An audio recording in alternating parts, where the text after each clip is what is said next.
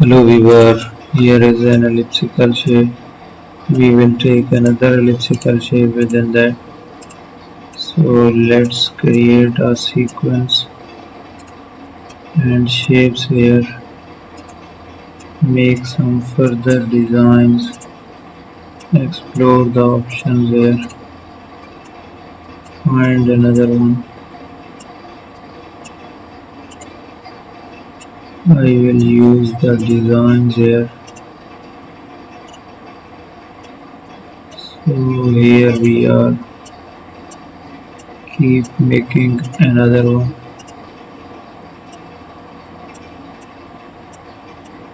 Thank you for watching my video. Don't forget to subscribe my channel.